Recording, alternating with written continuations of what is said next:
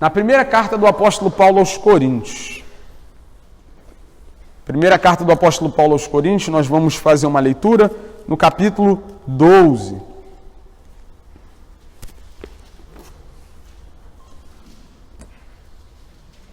Obrigado, Alex.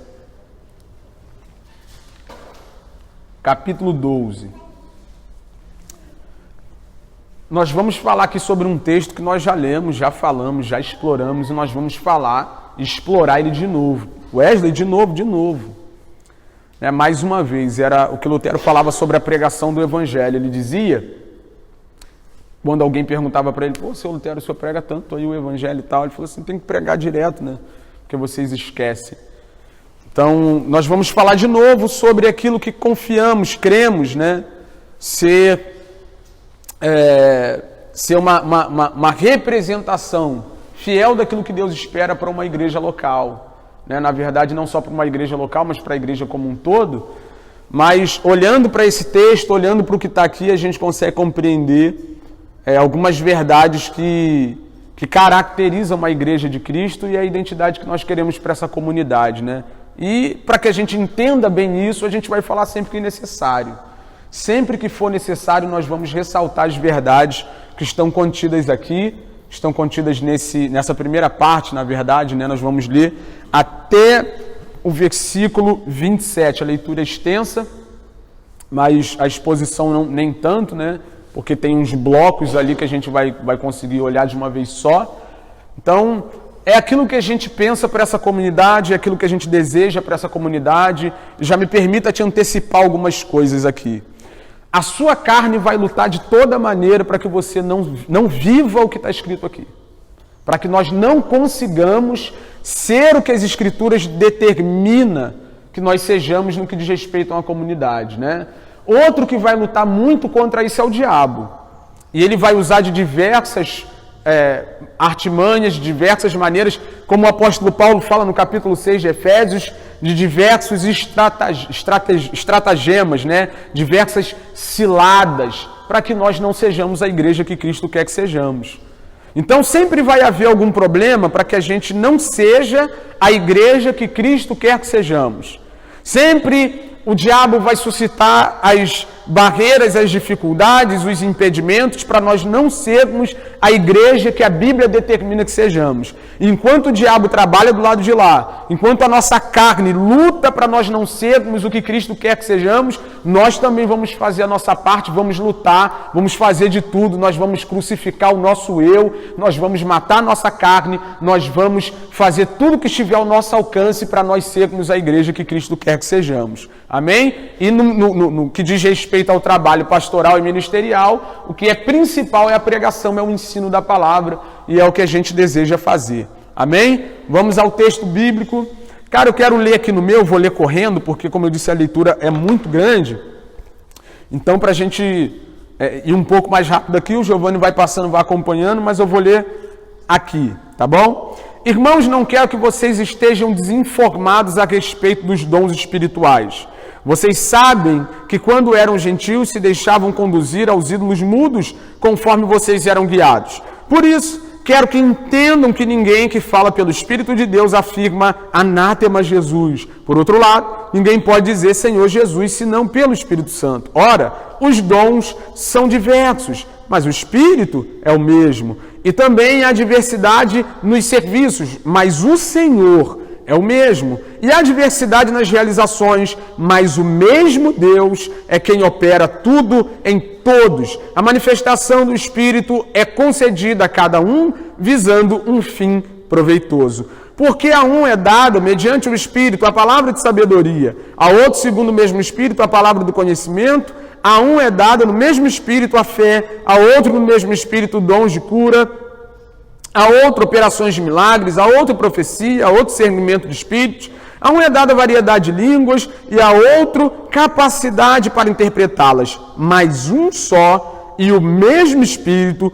realiza todas essas coisas, distribuindo-as a cada um individualmente conforme Ele quer. Porque assim como o corpo é um e tem muitos membros, e todos os membros, mesmo sendo muitos, constituem um só corpo, assim também é com respeito a Cristo.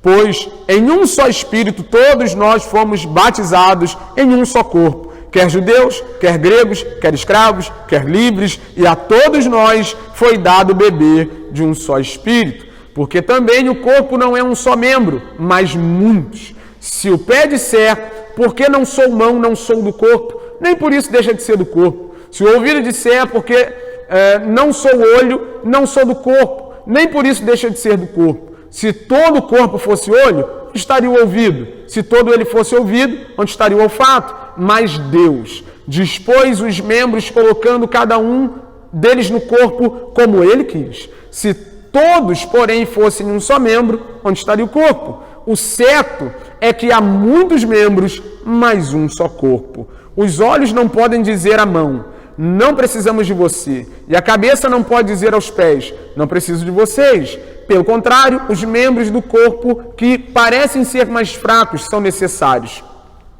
E os que nos parecem menos dignos no corpo, e a estes damos muito maior honra. Também os que em nós não são decorosos, revestidos de especial honra, ao passo que os nossos membros nobres não têm necessidade disso. Contudo, Deus coordenou o corpo, concedendo muito mais honra àquilo que menos tinha, para que não haja divisão no corpo, mas para que os membros cooperem com igual cuidado em favor um dos outros. De maneira que se um membro sofre, todos sofrem com ele, e se um deles é honrado, todos os outros se alegram com ele. Ora, vocês são o corpo de Cristo e individualmente membros desse corpo. Amém.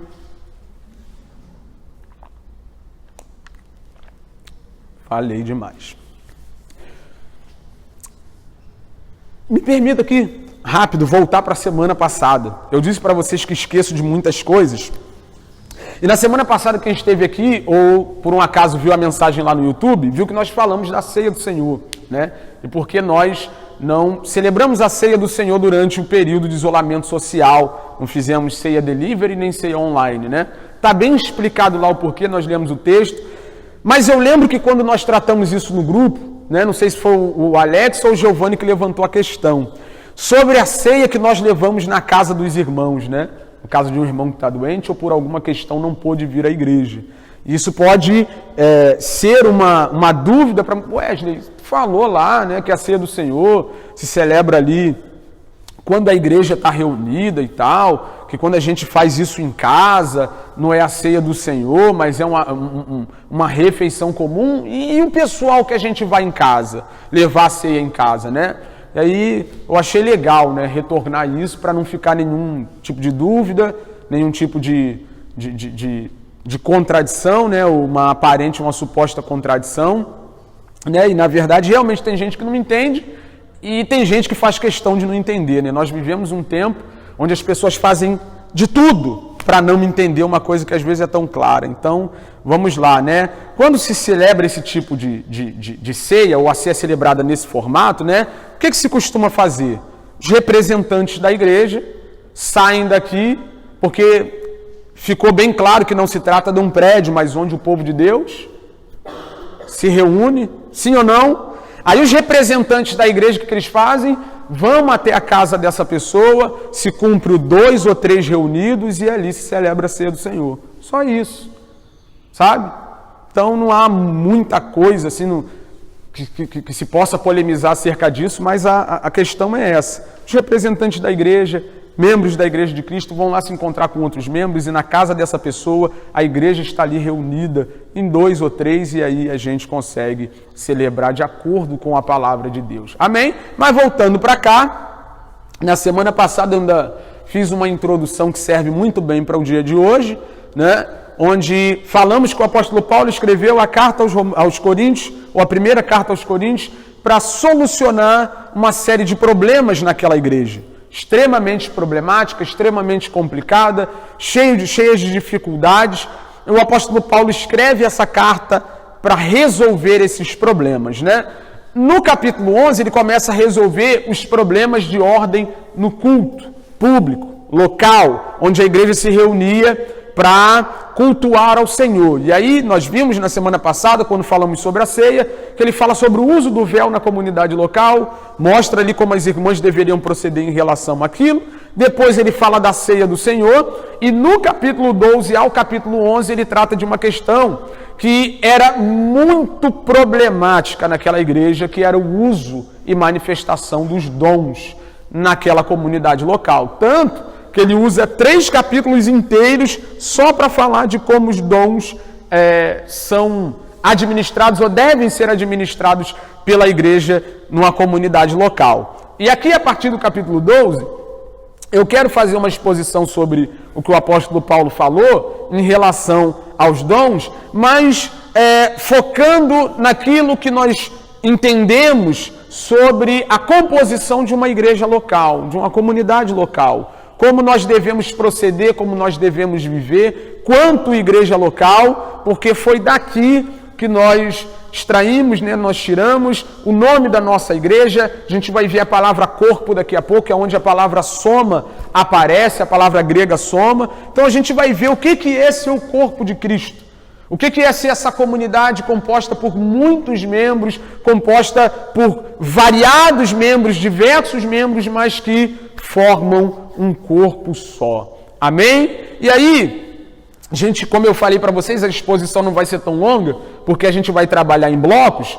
E aí a gente começa no versículo 1, 2 e 3, onde o apóstolo Paulo faz a introdução ao assunto. E no versículo 1, ele diz que não quer que esses irmãos sejam ignorantes em relação à maneira como se deve trabalhar ou se portar numa comunidade local, principalmente em relação aos dons espirituais, né? Eu não quero que vocês sejam ignorantes, ou seja, que vocês não saibam como o negócio funciona, ou como vocês devam proceder em relação aos dons na igreja local. Vocês sabem que quando eram pagãos, e aqui no versículo 2 e versículo 3, já me permita te explicar antes de você ler, de você ouvir, antes de ler com você, o apóstolo Paulo está fazendo um contraponto entre o comportamento deles quando eram pagãos e agora que são cristãos, né? Então é isso que ele está fazendo aqui, é um texto bem complicado, bem difícil, por alguns elementos que estão ali, mas o que o apóstolo Paulo está dizendo antes de Cristo Jesus vocês se comportavam assim.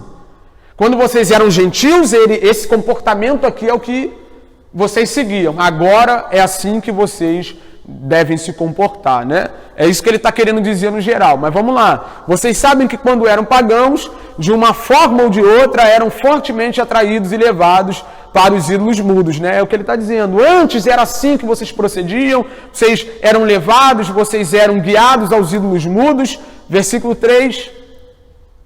Por isso eu lhes afirmo que ninguém que fala pelo Espírito de Deus diz Jesus seja amaldiçoado, e ninguém pode dizer Jesus é o Senhor, a não ser pelo Espírito Santo. O que o apóstolo Paulo deve estar querendo dizer aqui é que da maneira como se procedia em relação aos ídolos mudos, no passado deles, os ídolos que eles serviam, né, não se procede com Jesus. Em outras palavras, se naquela época... Aqui tem dois pensamentos muito fortes, predominantes, né? Ou o apóstolo Paulo está querendo dizer que as pessoas amaldiçoavam outras pessoas em nome de Jesus, né? Jesus anátema, anátema Jesus.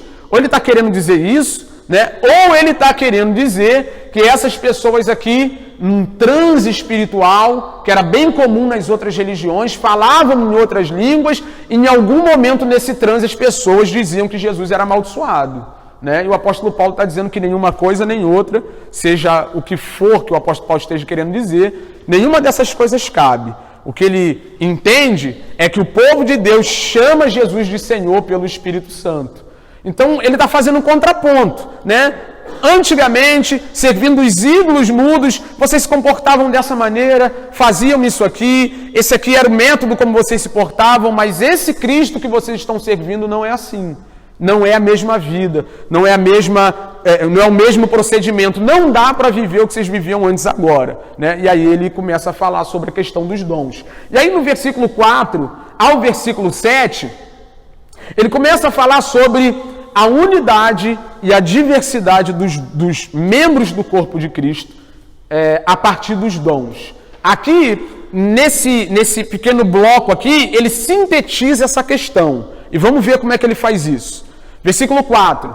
Há diferentes tipos de dons, mas o Espírito é o mesmo. Olha a palavra Espírito. Volta por gentileza, Giovanni.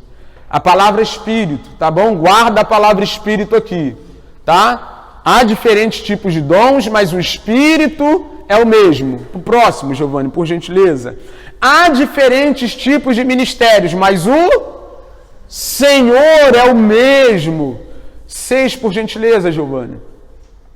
Há diferentes formas de atuação, mas quem é o mesmo? A primeira coisa que a gente percebe aqui é uma estrutura trinitária. A gente vê que Paulo faz questão, inspirado pelo Espírito Santo de Deus, de mostrar que a fonte das atuações, dos dons, a fonte do povo de Deus é o Deus Trino, né? O Espírito em primeiro lugar, o Senhor, e todas as vezes no Novo Testamento, quando você vê a palavra Senhor, né, está se referindo a Cristo Jesus, ao nosso Senhor. E quando ele usa essa expressão aqui, essa palavra, na verdade, Deus, ele está falando sobre o Pai. Então ele usa logo de cara uma estrutura trinitária, fala sobre o Deus Trino, que é a fonte de todas as coisas, e aqui a gente vê onde está a nossa unidade. Tá bom? Onde que está a unidade da igreja? Na fonte dela, o Deus Trino, que trabalhou para que nós hoje fôssemos povo dele. O Pai, que desde a eternidade passada estabeleceu um plano, o Filho que veio aqui executar o plano, e o Espírito que aplica o plano. Essa é a fonte de tudo que temos, tudo que somos. A igreja saiu do Deus Trino. O Deus Trino é a fonte da igreja. Tudo que a igreja faz, tudo que a igreja opera, os trabalhos da igreja, os dons que se manifestam no nosso meio, os próprios membros da igreja são fruto do Deus Trino, o único e verdadeiro Deus. Então fica muito claro aqui para a gente onde está a nossa unidade. A nossa unidade está na fonte. E a fonte é esse Deus Trino. Amém? Agora vamos voltar, Giovanni. O 7 a gente vai concluir essa passagem. Mas vamos voltar para o 4, por gentileza. Há diferentes tipos de dons. Pega a palavra diferente aqui e guarda, tá? Mas o Espírito é o mesmo. Há diferentes tipos de ministérios, mas o Senhor é o mesmo.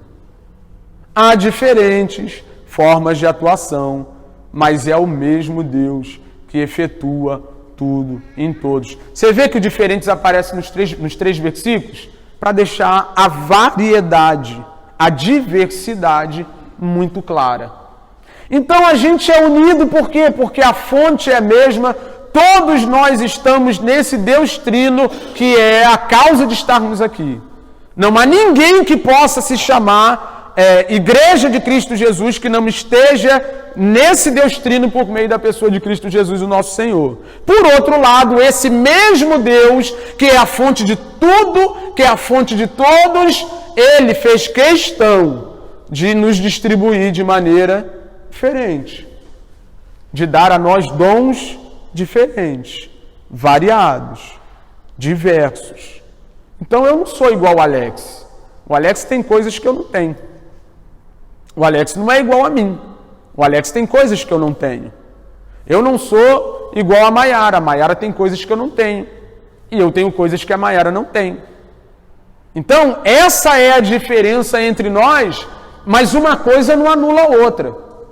A fonte é a mesma, é o que nos faz um, é onde está a nossa unidade, mas isso não anula o fato de nós sermos diferentes, de atuarmos de maneiras diferentes, de manifestarmos os dons do Espírito de maneira diferente. Amém? Agora vamos para o 7, e aí ele diz o porquê que nós temos essa diversidade, essa variedade de dons no meio de nós, né? E ele diz: a cada um, porém, é dado manifestações do Espírito, visando um bem. Apesar de nós sermos variados, toda essa variedade visa o bem comum. Aqui, na minha versão, está escrito assim, ó: A manifestação do Espírito, e essa manifestação do Espírito aqui são os dons, né? É concedida a cada um visando um fim proveitoso. Um fim proveitoso. E a gente precisa compreender essa realidade aqui. A gente precisa entender essa questão aqui, porque isso aqui que dá sentido para tudo. Sabe? Não importa qual seja o seu dom, qual seja o seu talento, que tipo de membro no corpo de Cristo você é, a questão é que está todo mundo caminhando para uma direção só, o bem comum, o bem de todos nós, o bem da comunidade. Os dons do Jonathan, os dons do seu João, os dons da tia Sônia, todos esses dons, essa diversidade de dons, precisam terminar no bem comum. A palavra grega que o apóstolo Paulo usa aí é a palavra sunfero, que quer dizer carregar ou trazer junto. Né? Imagina aí duas pessoas pegando um saco de cimento. Né? Uma pega de um lado, outra pega do outro. Esse é o fim proveitoso do qual o apóstolo Paulo está falando. Ele continua aqui, levar juntamente com, ou ao mesmo tempo, carregar com outros, recolher ou contribuir a fim de ajudar, ser produtivo, ser útil. Tudo que nós temos e somos, mesmo que seja variado, visa carregar junto, ajudar ao outro, o bem comum, e essa é a tônica da diversidade. É a tônica do porquê que Deus distribuiu dons distintos para a igreja de Cristo Jesus, o nosso Senhor. Para que eu ajude você com o meu. Você me ajude com o seu. Nós ajudemos a comunidade com os nossos dons, os nossos talentos. Não é? A gente precisa entender isso. Que a questão não é o fato de eu ter recebido um talento diferente do seu e querer fazer do meu talento ou com o meu talento aquilo que eu desejo. Né? Sonegar a você aquilo que só eu tenho. Porque o seu bem e o bem da comunidade depende daquilo que Deus colocou na minha mão de alguma maneira. O bem de toda a comunidade depende de que todos nós façamos a nossa parte, cada um de nós entenda a necessidade de exercer bem o seu papel nesse contexto de unidade, mas onde a diversidade não é anulada. E aí, você vai ser beneficiado através de mim, eu vou ser beneficiado através de você, e a comunidade vai ser beneficiada através de todos nós. Isso ficou claro? Então, nós somos um em Cristo, sim ou não? Sim. Somos diversos, variados em Cristo, sim ou não? E para que isso? Visando esse bem comum, visando o bem de todos nós.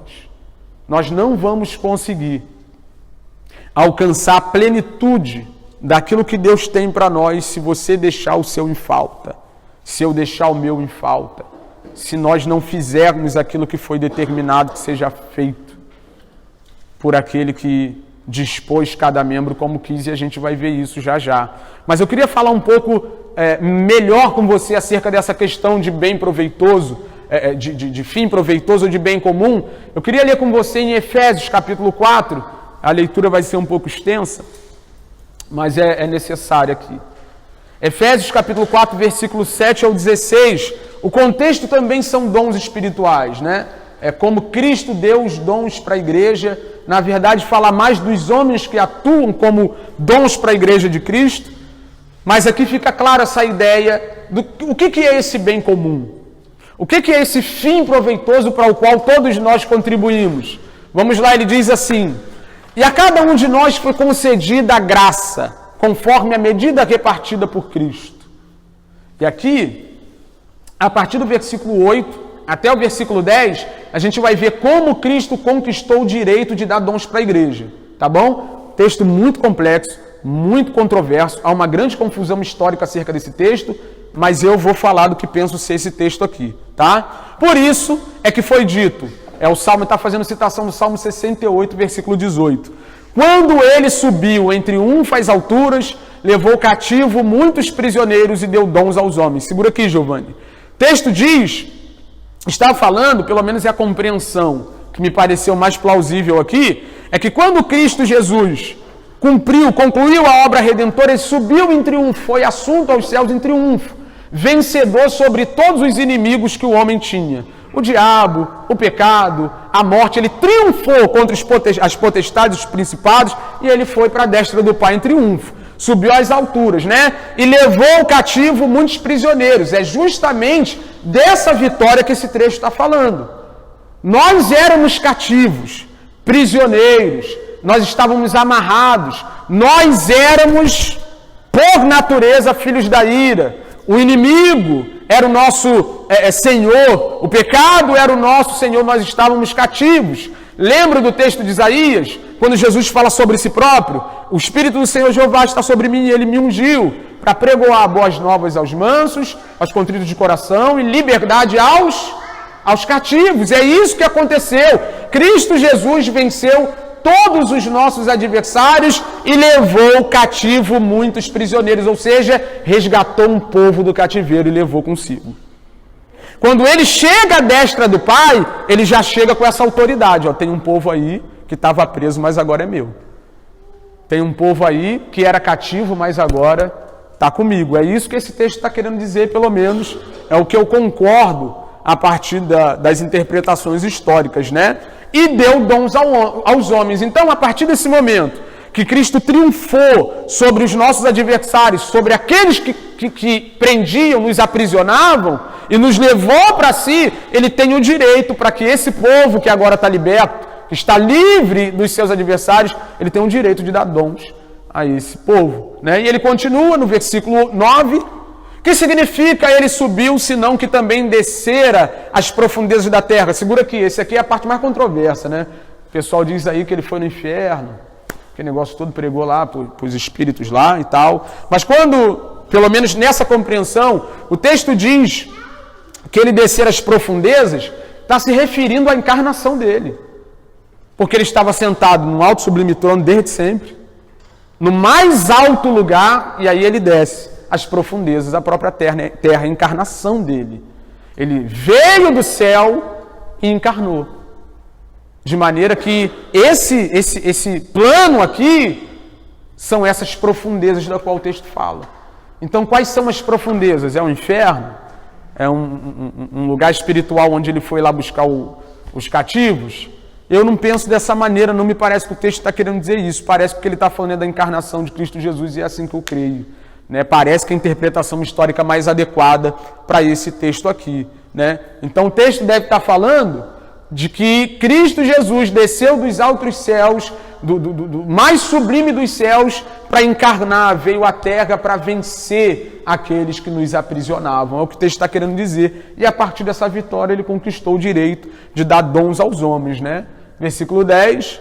Aquele que desceu é o mesmo que subiu acima de todos os céus, a fim de encher todas as coisas, ou seja, esse encher todas as coisas fala da soberania e do governo que Cristo conquistou com sua vitória na cruz. Conquistou no sentido de que agora está claro que Ele é Senhor de todo o cosmo, de toda a existência dos céus e da terra. É o que esse texto está querendo dizer. E agora ele continua e entra mais específico na questão dos dons. E ele diz: e ele designou alguns para apóstolos. Isso aqui é legal, a gente vai ver um pouco mais sobre isso um pouco mais na frente, mas isso aqui tem que ficar muito claro, você já vai mastigando essa ideia, nutrindo essa ideia no seu coração. Quem deu foi ele que designou, é Cristo que dá, é Cristo que faz, é Cristo que dispõe, é ele e nenhum outro homem, sabe? Não sou eu, não é você, não somos nós, não é o clero, não é uma reunião de pessoas. Não é um grupo de homens seletos que escolhe aqueles que vão servir a igreja de Cristo. É o próprio Cristo. O próprio Cristo, primeiro, vamos falar pelo menos aqui do ministério pastoral. Primeiro ele coloca no coração do homem o desejo de ser pastor. Ninguém que desempenha o ministério pastoral de maneira legítima não queria ser pastor. A gente sabe da dificuldade, sabe o quanto é ruim, sabe o quanto é complicado ter que lidar com os enfrentamentos do ministério pastoral, mas aqui dentro fica muito claro que a gente não nasceu para fazer outra coisa. E aí você vai para casa chorando num dia porque aconteceu um grande problema. mas no outro você sorri e se alegra porque conseguiu edificar uma ovelha, um membro do corpo de Cristo. De um lado você é apedrejado, você é afrontado, você é perseguido, e do outro você vê a sua vida sendo útil para o crescimento e progresso de alguém, e aquilo enche o nosso coração e a gente continua caminhando. Então, primeiro aqui, a gente entende, compreende que nós fomos chamados para isso. A vocação é evidente para nós, a gente olha assim, não consegue ver outro caminho, e depois é a comunidade. Aqueles que fazem parte do corpo de Cristo, que olham e dizem assim, caraca, esse cara aí é um pastor. Sabe, no dia a dia, conforme a vida vai se desenrolando, quem está em volta desse cara que está trabalhando, e ele começa a ser pastor antes de pastorear. Essas coisas começam a ficar evidentes antes de alguém colocar um óleo na cabeça dele. E o bem da verdade é que as pessoas que realmente têm vocação para uma coisa não precisam de títulos para exercer sua vocação. Não precisam. E aí a comunidade começa a observar, começa a olhar, caramba, esse cara aí. E aí as pessoas começam a procurar ele, tendo ele como essa figura, e aí vai ficando claro não só para ele, mas para todo mundo.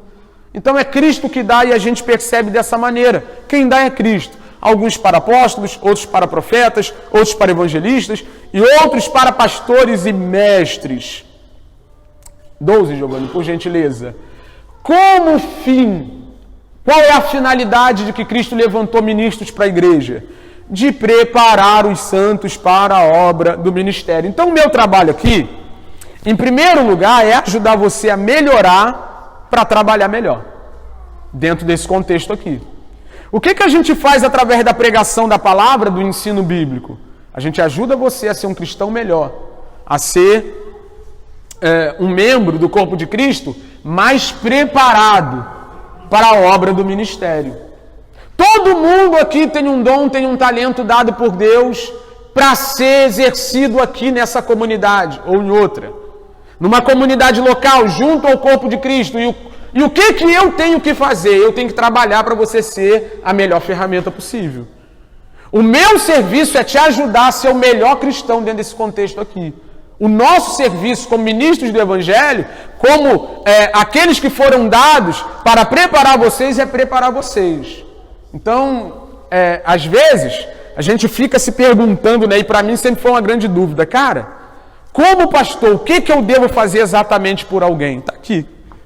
Preparar os santos para a obra do ministério, para que eles sejam melhores cristãos aqui no meio da comunidade e sirvam de maneira efetiva para a glória de Deus, né?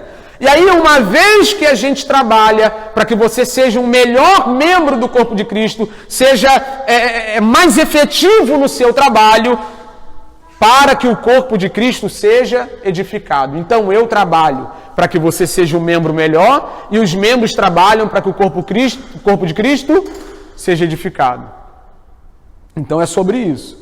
Se vocês conseguirem desenvolver os talentos, os dons que Deus deu a vocês, a partir da instrução, do ensinamento que a gente tem dado aqui, tem passado aqui, do serviço que a gente tem prestado, o corpo de Cristo vai ser edificado e nós vamos crescendo para a glória do nome de Deus. Essa é a mecânica da coisa. 13, por gentileza, Giovanni. Até que todos alcancemos a unidade da fé, do conhecimento do Filho de Deus. Nós não vamos conseguir a plenitude disso. É o que a gente fala sobre a santidade, amém? A gente vai conseguir ser plenamente santo aqui, sim ou não? Não. Até que o nosso corpo corruptível, o corpo da vergonha, o corpo da humilhação, esse corpo seja tragado pelo corpo glorificado, nós não vamos conseguir ser plenamente santos. Mas nós sabemos que estamos num processo de progresso, num crescimento gradual. E é a mesma coisa para a Igreja de Cristo. Até que todos alcancemos a unidade da fé, tenhamos uma fé perfeita, um conhecimento pleno do Filho de Deus. E aqui ele já está falando sobre a apropriação da imagem do Filho de Deus. Eu gosto de falar disso, isso é necessário, porque uma das coisas mais importantes da fé cristã. O que Deus está fazendo com a igreja? Deus está trabalhando para me dar uma casa nova. Deus está trabalhando para me dar um carro novo. Deus está trabalhando para me tirar de Campo Grande e me levar para a Barra da Tijuca.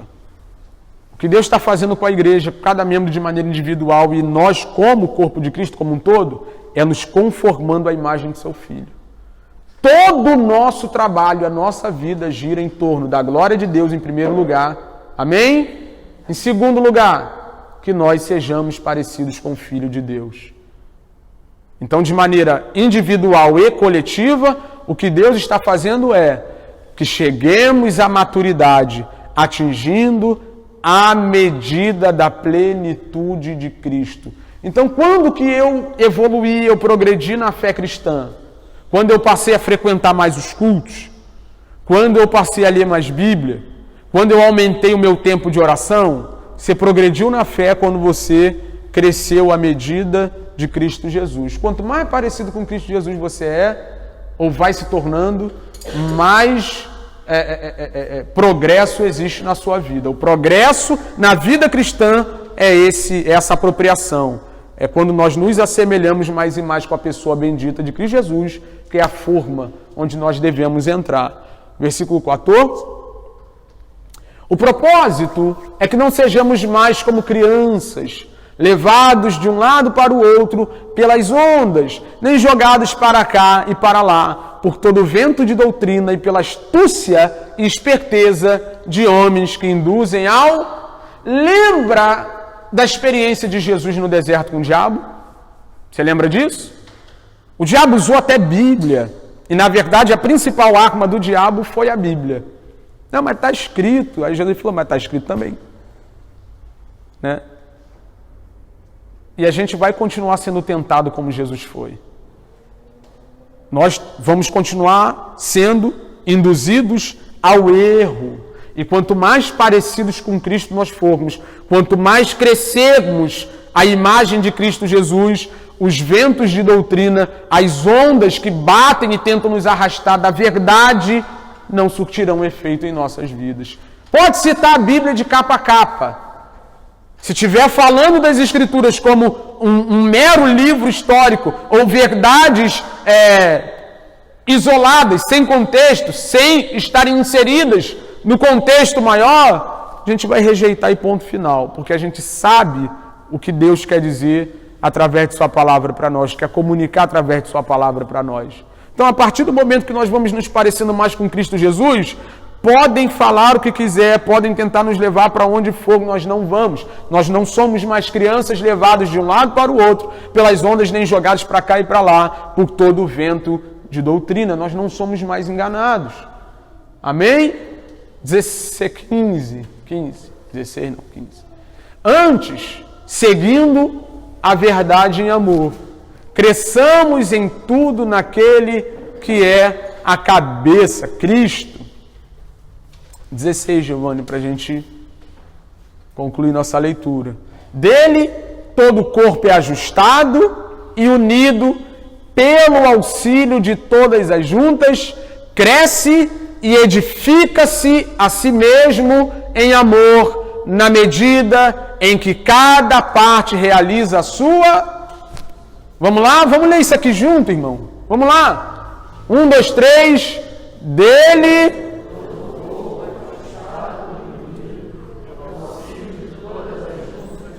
cresce...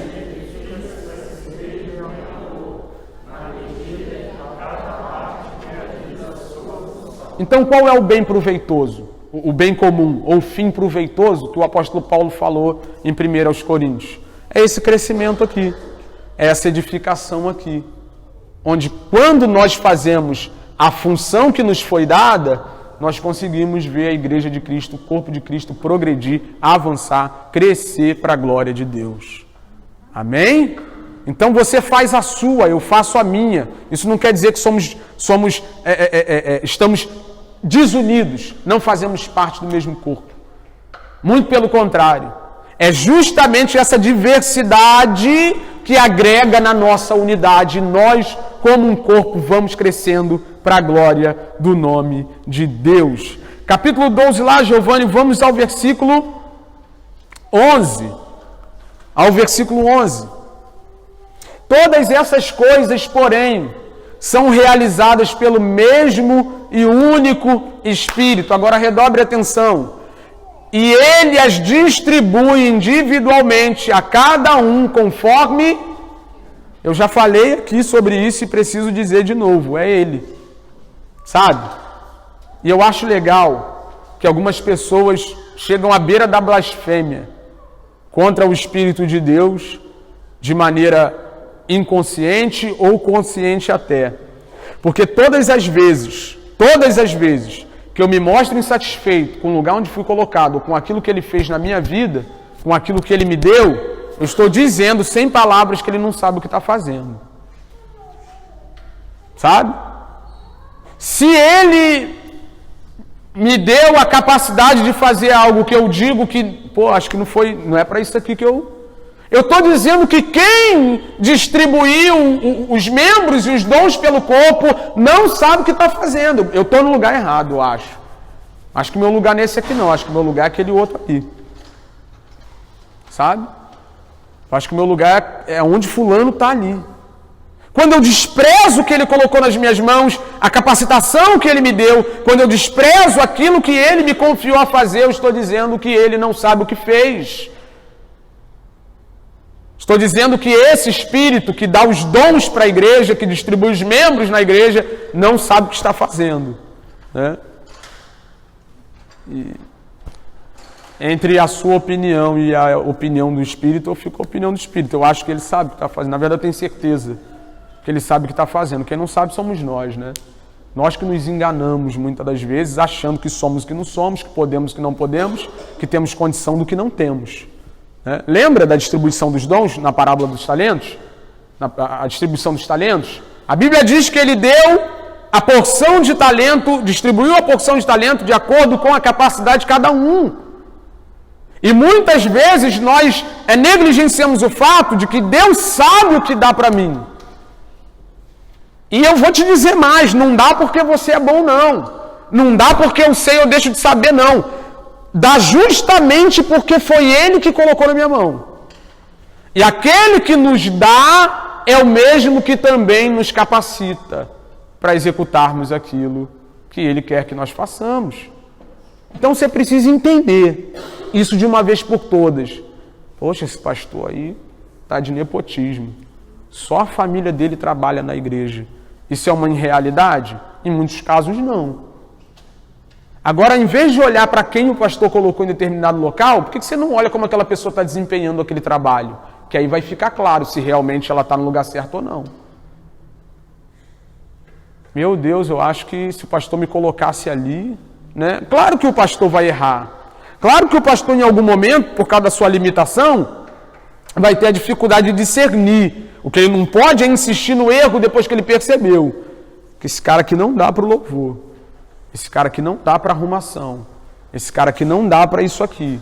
Né? Tentei, mas não deu. Tentar e não dar, acontece. Agora, o que a gente não pode, por causa de uma vaidade, insistir em deixar uma perna no lugar de um braço. Vocês estão me entendendo isso?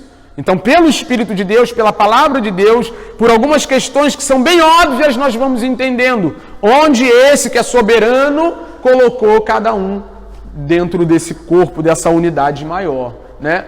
E aí, depois de mostrar, nesses primeiros versículos, essa questão de unidade e diversidade, ele vai ilustrar, ele vai trazer uma figura vívida para que a gente compreenda como isso funciona na prática. Né? No versículo 12, vamos ler lá, Giovanni. Ora, assim como, né, da mesma maneira, o corpo é uma unidade, embora tenha muitos membros. E aqui ele coloca essa questão mais vívida, ele ilustra a partir da figura do corpo para que a gente entenda como funciona. Do mesmo jeito que um corpo é um e tem vários membros, assim é a igreja. É a mesma coisa. Eu penso, né, que hoje o apóstolo Paulo usaria outros exemplos, né? Se você fizer uma análise dos exemplos bíblicos, quando se fala dessa unidade e diversidade da igreja, né, são coisas bem daquela época. Por exemplo, a Bíblia fala que nós somos casa de Deus, sim ou não? Sim ou não? Um tijolo é uma casa? Sim ou não? Uma janela é uma casa? Um telhado é uma casa? Mas tudo isso junto. Outra coisa, rebanho. Ele diz que nós somos rebanho de Cristo. Uma ovelha é um rebanho? Sim ou não?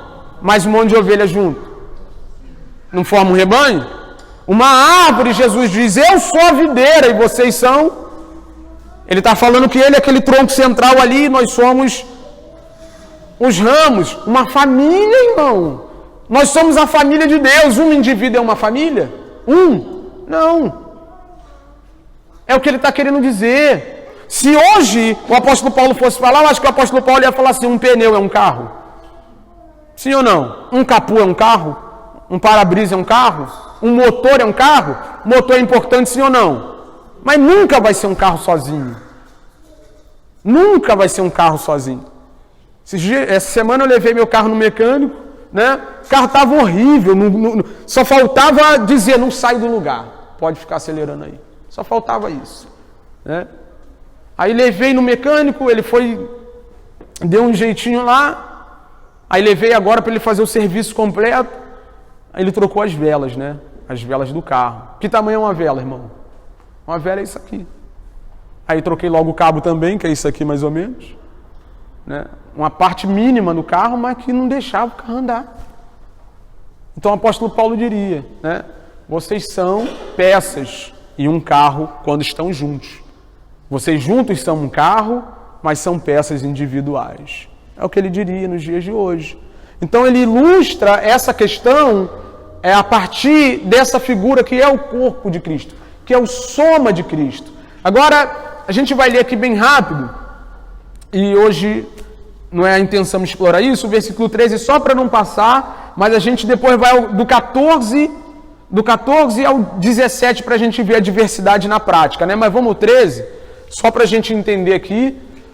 Pois em um só corpo todos nós fomos batizados em um só Espírito, quer judeus, quer gregos, quer escravos, quer livres, e a todos nós foi dado beber de um único Espírito. Do que ele está falando? Da experiência mística, espiritual, que todo membro do corpo de Cristo passa. Todo membro do corpo de Cristo precisa passar por essa experiência mística espiritual aqui, que é quando o próprio Espírito de Deus batiza a gente no corpo de Cristo, introduz a gente, coloca a gente no corpo de Cristo, e agora, a partir dessa experiência, a gente faz parte do corpo de Cristo. Não sou eu que tenho capacidade de fazer isso, né? Eu posso fazer aqui o processo da igreja, você passa pelo discipulado, né? Finge aí que se arrepende, aí a gente joga ali dentro da água, a gente aceitar como membro. Mas no corpo de Cristo, o que mais tem por aí é gente que passou por discipulado, passou por escola de batismo, mergulhou, sabe, demorou até um pouco mais ali embaixo da água para ver se os inimigos saíam mais rápido, mas não fazem parte do corpo de Cristo. Eles só tomaram banho, né? Porque quem nos introduz, quem nos batiza no corpo de Cristo, quem nos coloca nele é o Espírito de Deus. Amém? Vamos lá do 14 ao 17, a gente conclui. Já. O corpo não é composto de um só membro, mas de muitos. Segura aqui, Giovanni. Eu amo esse versículo e toda vez que alguém diz eu sou a igreja, eu mando ele, né? Ah, eu sou a igreja. Então vamos lá. O corpo não é composto de um só membro, mas de muitos. Que igreja que tu é? Você pode ser um dedo, mindinho ainda, encravado, que é problemático. Está falando que a igreja é sozinha. É o que você pode ser. Mas o corpo, a igreja de Cristo, a soma, é composta de muitos membros. Então esse negócio de eu sou a igreja é a maior conversa fiada do mundo. Sabe? É o cara que não quer lidar com mais dificuldade de fazer parte de uma unidade. É a pessoa que não quer lidar com o desconforto de dividir o mesmo espaço, o mesmo ambiente, as mesmas atividades com uma galera que é diferente dele, que é diversa. Né? Não, eu sou a igreja, não preciso... Não, você não é a igreja. Nós somos a igreja. Nós somos o carro, nós somos o rebanho, nós somos a casa. Né? Ninguém mora num tijolo. Então, não tem esse negócio de eu sou a igreja, ela é composta de muitos membros. 15. Se o pé disser, porque não sou mão, não pertenço ao corpo, nem por isso deixa de fazer parte do corpo. É aquele lance que eu falei para você. É a galera que despreza o que é. Não me importa qual seja o dom, o talento que Deus te deu, é importante, cara. De alguma maneira tem gente que Wesley, eu não posso, não tenho tempo, não tenho condições de sair daqui. Mas está aqui a minha contribuição. Já aconteceu, vive acontecendo. A pessoa não pode ir ali comprar uma cesta básica para alguém. Fala assim, mas está aqui o dinheiro. Como é que eu vou sem dinheiro? Sabe, é uma pessoa que tem o dom da generosidade, que tem a mão aberta. E Romanos, né, capítulo 13 ou 12, fala sobre o dom de dar com liberalidade, não é? Então não importa, caraca, eu não sou um grande pregador, mas quem falou que precisa ser para ser importante? Poxa, eu não sei esses negócios aí que vocês sabem de Bíblia, mas Deus chamou a gente para saber e passar para tu. É assim que funciona. Então não é porque o cara é pé que ele diz, não pertence ao corpo, né? Nem por isso deixa de fazer parte do corpo. 16. E se o ouvido disser, porque não sou olho, não pertenço ao corpo, nem por isso deixa de fazer parte do corpo. É o ouvido, mas faz parte do corpo. Se todo o corpo fosse olho, onde estaria a audição? Se todo o corpo fosse ouvido, onde estaria o olfato? Se todo membro fosse pastor, onde estariam as ovelhas? Se todos os membros fossem ovelhas, onde estariam os pastores? E assim, consecutivamente, é só a gente entender essa ideia. Nós fazemos parte de um todo, de uma unidade maior, com as nossas particularidades, e você é tão importante quanto eu. Existem duas questões, ou dois momentos que uma pessoa pode estar excluída do envolvimento da unidade. É quando alguém exclui, ou quando essa pessoa se exclui. E por quê? Não, porque eu não sou olho, pô. Vou fazer papel de pé? Maluco? Né? É igual na pelada, né? Quem joga bola aí sabe. É uma luta para ir pro gol. É uma luta. Aí tira número ali, né? E aí o pessoal burla, né? O cara escolhe 2 aqui do lado, é o pior do time. Aí pede alguém lá longe para escolher o número, né? Para ver de quem vai. Aí fica aqui atrás do cara assim, ó. Senhor, perdoa, já fiz isso. Né? Quer ali botar o cara no gol, o cara escolhe o 2, tu fica aqui atrás dele assim, ó. Porque ninguém quer ir pro gol. Mas sem goleiro, qual time que funciona? Tanto que quando um time faz todas as substituições, o goleiro é expulso, sai alguém da linha para ir pro gol. Já viu isso? Por quê? Porque é importante demais. Mas quase ninguém quer ficar lá tomando bolada, né? Mas é importante demais. Então a gente precisa entender isso. Não importa o que você seja no corpo de Cristo Jesus. Se você está inserido no corpo de Cristo Jesus, o que você é muito importante. Você pode não ser o irmão que está do seu lado, mas o irmão que está do seu lado também não é você. Amém ou não? Então a gente precisa entender isso aqui. Essa questão da diversidade. Agora a gente vai ver outra questão. A gente vai ver a questão da unidade para a gente encerrar. Mas vamos ler o 18, por gentileza. Só para a gente ressaltar esse fato aqui, que ele é muito importante. De fato, Deus dispôs cada um dos membros no corpo segundo a sua.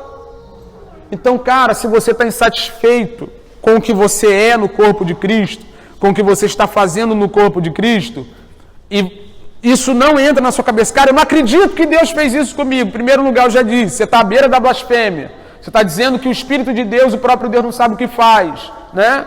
Mas se você continua com essa ideia, você tem que reclamar com Ele. Vai para o joelho e diz lá, Senhor, eu não quero ser pé. Eu não quero ser olho. Eu não quero ser boca, eu não quero ser ouvido. O Senhor está fazendo uma má gestão do seu corpo. O Senhor está dando mole aí na administração da igreja. Fale isso para Ele. Você não tem que falar comigo. Tem que ficar atribulado com o irmão, porque o irmão não. Sabe? Vai falar com quem te deu as capacidades que você tem. E aí vê o que vocês resolvem lá. Amém? Vamos direto para o 21, Giovanni. Porque no 19 ele só reafirma, né? Ele afirma e reafirma o que a gente leu. O olho não pode dizer à mão, não preciso de você. Aí ele já fala da unidade. Nós somos diversos, sim ou não? Mas somos um corpo. Onde eu preciso de você, você precisa de mim. E aí, por prepotência e por soberba, o olho não pode dizer à mão, não preciso de você. Nem a cabeça pode dizer aos pés, não preciso de vocês. Eu não tenho condição de dizer assim, ó, não preciso de ninguém aqui para ser igreja. Se eu dissesse isso, eu estaria aqui falando nem para a câmera, porque é o Giovanni que bota. É o Giovanni que coloca a câmera ali. Liga a câmera. Mesmo que eu fosse na casa do Giovanni pegar a câmera para trazer e ficar aqui sozinho, eu não sei ligar a câmera. Eu não sei ligar a câmera. Você está entendendo? Então não tem esse negócio de eu dizer que eu não preciso de você e você dizer, Wesley também não precisa de você, não. Eu lembro uma vez que estava conversando com a Ilana, eu vi uma mensagem onde o pregador estava falando sobre a questão da autossuficiência. Né? Ele estava usando os salmos ali e dizendo que alguns salmos, parecem que o salmista, em alguns salmos, ele está falando contra a ideia de passar por dificuldades. Que alguns salmos parece que o salmista está falando sobre o fato de estar triste por passar por diversas dificuldades, e ele declara essas dificuldades, mas o pregador disse que não. Ele disse que o salmista está declarando as suas dificuldades em muitos casos, porque ele faz questão de deixar a sua fragilidade exposta. Senhor, muitos são os meus adversários. Os meus inimigos me cercaram, laços de morte me cercaram. Para quê? Para que fique claro que ele não é autossuficiente. E eu andei um tempo, né? Eu e Ilana estavam atribulados aí. E eu liguei para ela na hora, eu li a mensagem, eu falei assim, Ilana, a gente está pecando, hein? Ela falou, por quê? Eu falei assim, porque a gente falou esses dias aí que não precisa de mais ninguém. Sabe, a gente estava tão bem dentro de casa, tão tranquilo dentro de casa, a gente... E olha que nossa casa não é nem pronta, é só um quarto praticamente, mas tem internet. E aí, uma TV. Então assim, o Wi-Fi ligado, TV lá, tudo lá, a gente ficava de boa, tranquilo, ligava para ninguém, não precisava sair com ninguém, ficava de boaça, né, em casa. E aí, por causa de umas tribulações, a gente falou assim, mano, nós dois, eu e você e eu. Eu falei assim para ela, isso é pecado. Por quê? Porque quando o salmista diz, né, que ele é fraco, mas Deus é forte, ele está declarando, eu não sou autossuficiente, mas tu é. Então, todas as vezes que alguém se coloca no lugar de autossuficiente, ele está se colocando no lugar de quem? Só existe um que não precisa de ninguém. E ainda assim nos criou para a sua glória. Só existe um que já era pleno. Wesley, Deus estava sozinho, a Trindade se completou sempre, se amou sempre, se glorificou sempre, desde a eternidade a Trindade não precisava de ninguém. E ela nos criou para louvor de sua glória. E por que eu vou dizer para você que eu não preciso de você para nada? E por que eu vou olhar para você com esse olhar de quem acha que não precisa de você só porque o seu dom não é o meu e o meu não é o seu? Muito pelo contrário. É justamente o fato de você ter um e eu ter outro que a unidade se configura. Olha lá, nem a cabeça pode dizer aos pés, não preciso de vocês. Pelo contrário, os membros do corpo que parecem mais fracos são indispensáveis. Sabe a que membros ele está se referindo aqui? Os membros que estão dentro de nós, os órgãos, né? É o que ele está falando aqui, é os membros que ele se refere. São indispensáveis. Põe o 23, Giovanni. Lá, ó. E os membros que pensamos serem menos honrosos, por que os órgãos são menos... Já viu alguém falar, caraca, que rins bonito, mano? Já viu? Pô, que fígado, pô, o fígado do cara, mano. Tal. Já viu alguém falar, fazer um elogio ao fígado de alguém? Porque eles ficam escondidos e não tem uma estética legal, mas tira o rim, tira o fígado, tira o coração, está escondido, ninguém vê, mas é essencial para o funcionamento, para a manutenção da vida. Ele está dizendo lá, ó, pensamos serem menos honrosos, tratamos com... E os membros que pensamos serem menos honrosos, tratamos com especial honra, né? Ele está falando desses membros. E os membros que em nós são indecorosos, são tratados com decoro especial. Enquanto os que em nós são decorosos, não precisam ser tratados de maneira especial, né? Pô, o cara tá com uma abração bonita assim, igual do Fabrício, né? Shape em dia, tal. Então não precisa ser tratado com decoro e com honra, sabe? Precisa ser bem tratado, é aquele que está aqui dentro, mas depende, tem uma participação onde nós dependemos dele para vivermos bem, não é? E às vezes a gente fica lá, levanta o ferro e tal, e todo arrebentado por dentro, daqui a pouco morre com uma carcaça bonita e cai por terra lá, né? Mas Deus estruturou o corpo dando maior honra aos membros que dela tinha falta. Está falando da honra, né? Então essa ideia de que o fato de eu estar aqui na frente, aparecendo, né? Ah, o Wesley que grava o vídeo lá, mas cara, não. Isso é só uma ferramenta, é só um meio pelo qual a gente está tentando trabalhar para edificar outros irmãos, para alcançar outras pessoas. Isso aqui é que importa, cara. Sabe?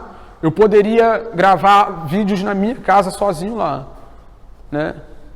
Mas eu estava fazendo isso e isso aqui fazia uma grande falta. Não fazia sentido nenhum continuar fazendo live em casa sem ter vocês, sem olhar para vocês. A gente está numa luta, né? Porque chega ali na frente, quer apertar a mão, aí bate assim, aí, sabe, aquela ânsia, aquele desejo de abraçar, querendo fazer o nosso cafezinho, voltar com o nosso cafezinho para a gente ter um momento. Então, como que isso aqui não importa? Como que isso aqui não tem valor? Como que eu vou saber que alguém que eu conheço muito bem e tenho visto no dia a dia não está muito bem quando chega aqui um pouquinho mais triste do que o de costume? Sabe, isso é uma ideia diabólica, maligna, de que eu sem você sou alguma coisa. E mais do que isso, você não é uma ferramenta dessa igreja. Você não é só um voluntário que trabalha para essa igreja funcionar. Você faz parte dessa igreja. Você é essa igreja, você é essa comunidade. Nós somos essa comunidade juntos. Sabe? Eu não sou o líder, o tirano daqui, onde vocês trabalham para mim, para daqui a pouco a gente comprar um prédio, montar um grande prédio e, sabe, eu botar um banner meu lá. Já pensou eu e Ilana na foto? Eu e a Ilana na foto, meter um terno e uma gravata, botar um vestido nela brilhoso, igual de madrinha de casamento. Cara, nós somos o corpo de Cristo, eu preciso de vocês, eu dependo de vocês, sem vocês. Wesley, vamos todo mundo embora, eu vou ter que caçar outra igreja para ser igreja, porque eu não sou ninguém, sozinho. Eu não sou a casa de Deus sozinho, eu não sou a família de Deus sozinho, eu não sou o rebanho de Cristo sozinho, eu dependo de vocês e vocês dependem de mim. Não importa qual seja o dom, o talento que Deus confiou. Por mais que aos olhos humanos, e aí a gente precisa dizer isso aqui muito claro, a capacidade de analisar alguma coisa, de todos nós está afetada pelo pecado, irmão. As nossas lentes foram poluídas pelo pecado. E a gente costuma dizer que o que é bom é ruim. E costuma dizer que o que é ruim é bom. Então não é parâmetro olhar para você e dizer assim, seu dom não presta. Até porque a fonte dele não produz nada de ruim. Você entende isso? A fonte dos dons da igreja, dos membros da igreja, não produz nada de ruim. Tudo que Deus produz é bom. Ele conclui lá no versículo 26 e a gente encerra no 27. Quando um membro sofre, todos os outros sofrem com ele. Quando um membro é honrado, todos os membros se alegram com ele. Sabe, acho que você nunca viu isso. Você nunca viu. Mas eu já vi um irmão de uma comunidade local ter problemas, dificuldades, complicações, e alguém dizer assim, ó, falei. Estava esperando esse momento.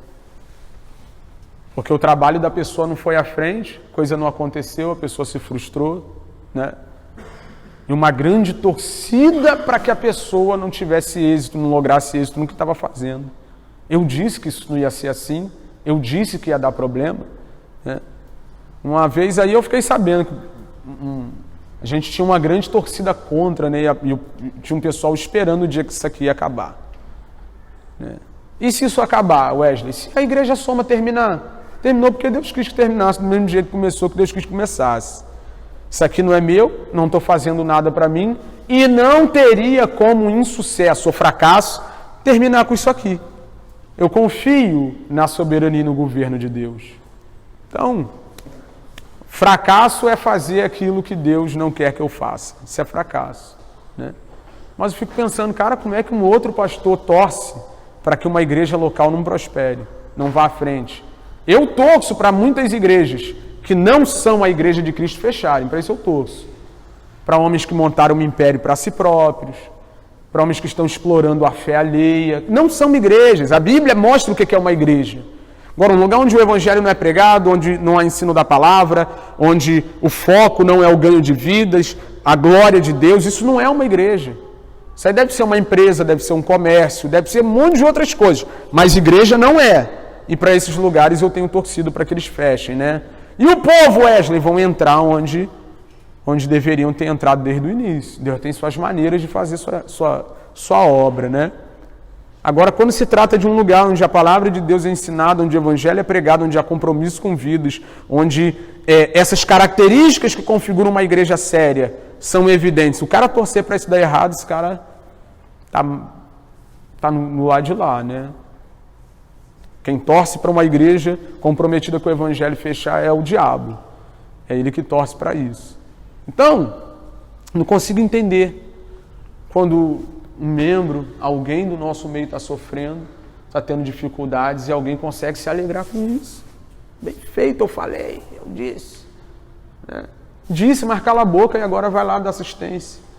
Que é disso que essa pessoa, esse membro do corpo de Cristo está precisando. E ponto final. Você não precisa dizer que você disse, você já não disse? Então disse e acabou. Então, o dia que você tiver no coração, começar a brotar do fundo do seu coração o desejo de se alegrar pelo mal de alguém do corpo de Cristo, olhe para dentro de si mesmo e vê quem é que está gerando isso lá. Pode ser você mesmo, sua carnalidade ou o diabo, tentando colocar e semear no seu coração aquilo que é totalmente contrário à realidade do corpo de Cristo Jesus. Se o seu irmão está sofrendo e você não sofre, de uma a outra. Ou tu é um membro deficiente ou você não é um membro desse corpo. Vamos lá para o clichê, né? Para aquilo que é clássico. Nunca vi ninguém dar uma topada com o dedinho e não sentir até na alma. Né? É uma topada com o dedinho lá no rec da sala, arrepia tudo e até a alma estremece. Né? Contrapartida, quando um membro é honrado, todos os outros se alegram com ele. Amém? Então, se está dando certo, se Deus está trabalhando na sua vida, se as coisas estão acontecendo, se está progredindo, está fluindo, está indo, e Deus está trabalhando, cara, o que eu tenho que fazer é me alegrar. Ficar feliz pela boa aula, excelente aula que o Alex dá, tem conduzido a nossa oração, Giovanni está dando uma excelente aula, o pessoal do louvor aqui vem aqui na frente, nos conduz em adoração.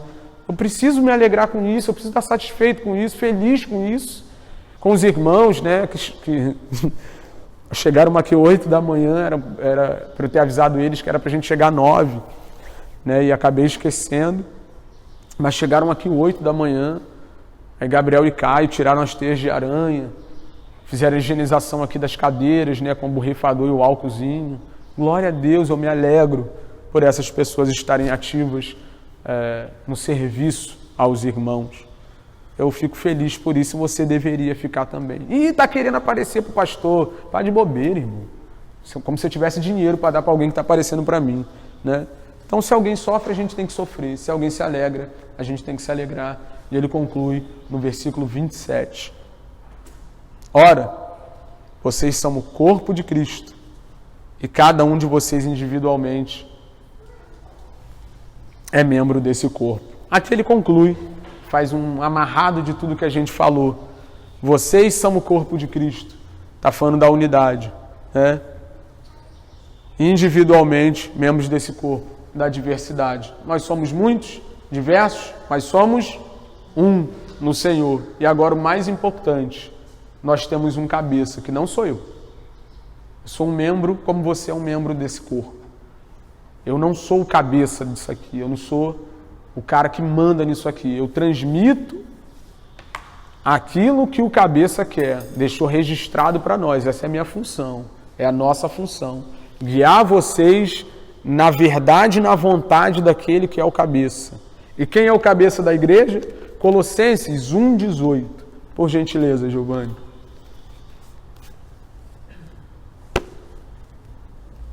Ele é a cabeça do corpo que é a igreja. Ele quem? De quem que o apóstolo Paulo está falando no contexto? Ele está falando da supremacia, da grandeza de Cristo Jesus. Ele é o cabeça, sabe? Ele é o cabeça. E aí ele dispôs cada membro no seu devido lugar e a gente precisa entender isso. Então é isso aqui. A vontade do cabeça, que é gente que tem esse dever, esse papel aqui. A Bíblia nos chama, né, chama os pastores da igreja de guias espirituais. ela diz que nós presidimos a igreja de Cristo Jesus. Nós temos o dever de conduzi-la, né?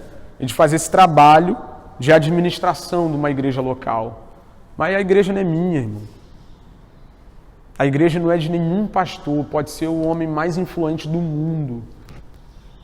E não tem direitos de fazer o que quiser da igreja de Cristo. E é por isso que a gente sempre diz, o dia que estiver fora da vontade do cabeça, sabe, eu não posso chegar aqui e dizer, cara, acho que Cristo falou comigo essa noite, estou com uma revelação nova para passar para vocês, vocês vão fazer o que eu quero. Eu não posso, isso é coisa do meu coração maligno, caído, corrupto, né? Mas o dia que a gente lê a Bíblia e se esforçar, se esmerar para identificar a verdade dele através de interpretação de texto, interpretação das Escrituras, aí você pode ter ciência que quem está conduzindo as coisas é o cabeça, é Cristo Jesus, o nosso Senhor. Amém? Se coloque de pé para a gente orar.